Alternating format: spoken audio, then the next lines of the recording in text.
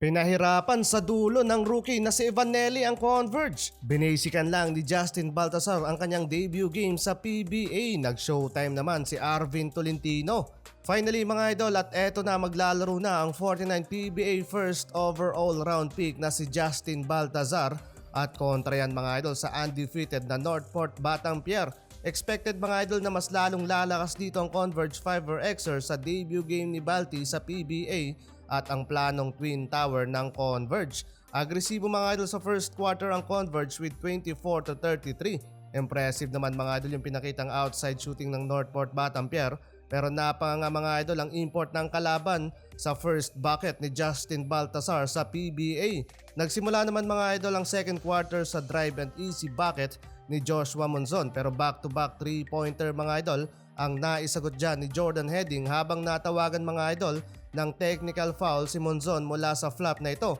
Dahil sa new rules ng PBA, pag nakita ng referee na flop ang nangyari, matik unsportsmanlike technical foul ang magiging hatol ng ref at maaari pang pagmultahin ng PBA.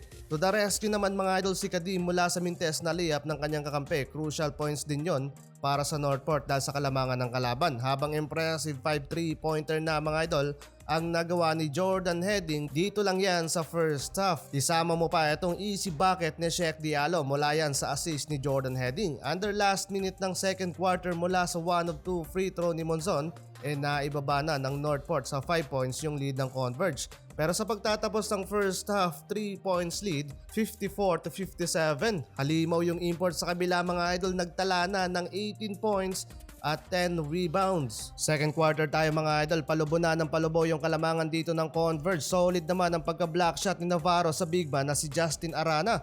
Under 5 minutes ng quarter, muling ibinalik si Balti at nakasabit ng foul. Yun nga lang, nagbintes yung kanyang first free throw sa kanyang dalawang attempt. Mainit pa rin naman mga idol sa outside shooting itong si Jordan Heading, pero anyari, under 3 minutes ng quarter, nagkaroon ng run ang Northport kaya nakakalamang na sila sa scoring. Back-to-back 4-point shot para kay Ivanelli at grabe, rookie mga idol ang nagpapahirap sa Converge dito sa first half. Hanggang sa nakalamang na nga mga idol sa biggest 9 points lead ang Northport Batanguer. Mismatch naman mga idol si Navarro kay Balti. Kinaldaglag ang depensa pero masyado yatang lumuwag pagka third quarter yung naging depensa ng Converge.